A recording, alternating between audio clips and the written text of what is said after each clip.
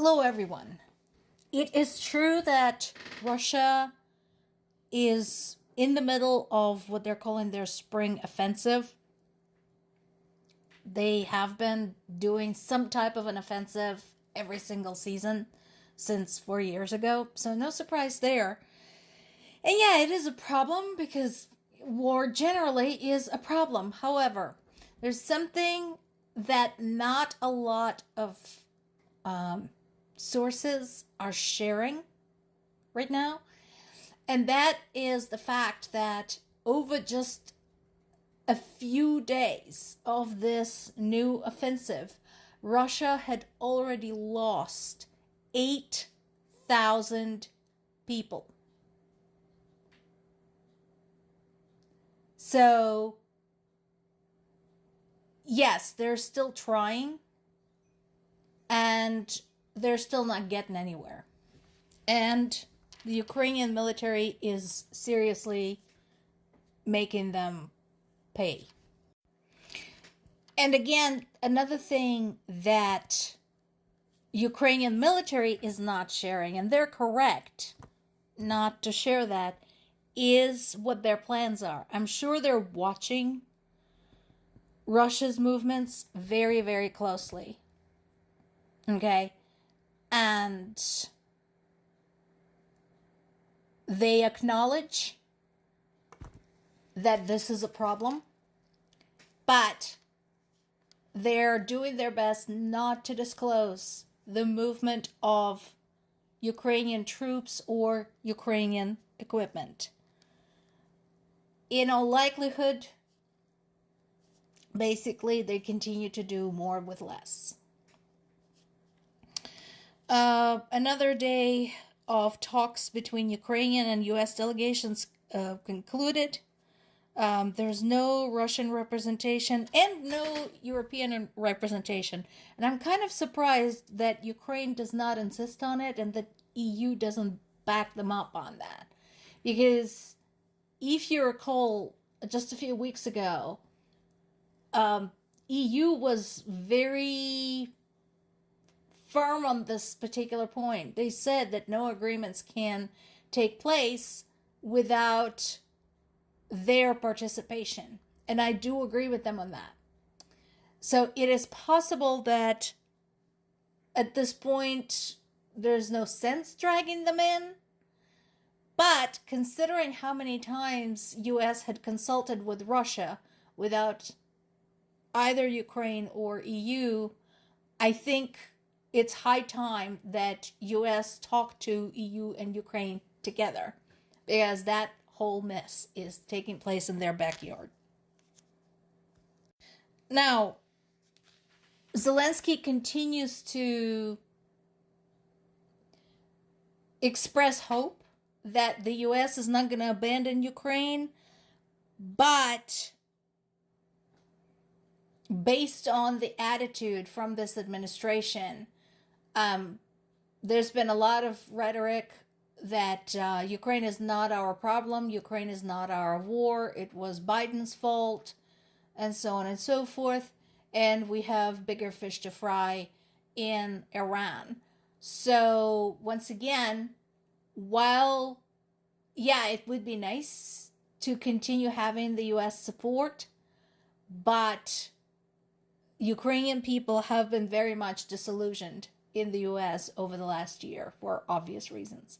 And so, as I mentioned before, watching the military collaboration, watching the training, watching the Ukrainian military factories opening in Europe, those are all signs of Europe and Ukraine moving ahead without the US. Now, in addition to being concerned about how Iran will affect the situation in Ukraine, there is more going on. And again, I wish news channels would report something other than this type of beige content. For example, what everybody is saying is that Zelensky said he had a very bad feeling about the conflict in Iran. What not enough sources are covering is that Ukraine had presented evidence to the allies that Russia is passing intelligence to Iran. Concrete, specific evidence. They brought receipts. This is not getting covered anywhere. Why? Because that would put the administration at odds with Russia, and they don't want to. Another thing that not enough sources are reporting on is this, that Western-made parts keep ending up in Russian and Iranian weapons. Now, this is something, again, Ukraine had documented very well over the last 4 years, and companies and governments should listen. Remember, and I mentioned this before, when a drone is shot down, it doesn't just disappear in a puff of smoke. Sometimes it does disintegrate in the air, and sometimes there are pieces of it left. When that happens, people do their absolute best to track down those pieces. First of all, technology is important. Second, they want to know what type of drone it was and has it been transmitting any type of information back to its source. So they want to see, is there a camera on board? Is there a connection? Are there explosives? So that type of thing. So whenever drone debris is found and collected, which is as often as possible, it gets carefully investigated.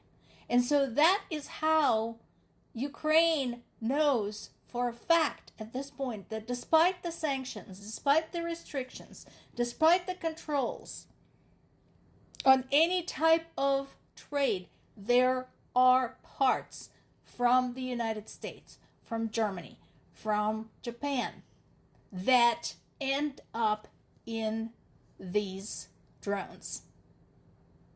And what the governments should be looking at and should be concerned about is that how is that happening? Because that means somebody inside those countries is dealing under the table. And that can't be good for any nation's security. And another thing that doesn't get covered nearly enough is, again, Russia's systematic murder of Ukrainian civilians. There's been more attacks today. 7 people were killed, 17 were injured. And again, the attack included hundreds of drones, over 250 drones. And 234 of those were intercepted. And yes, I understand, yes, 234 out of 251 is not good enough. But you know what? Imagine how much worse it would have been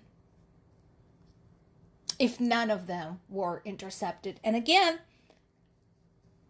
Ukraine's allies should be thinking about this very carefully because they might get exposure to those, if not already.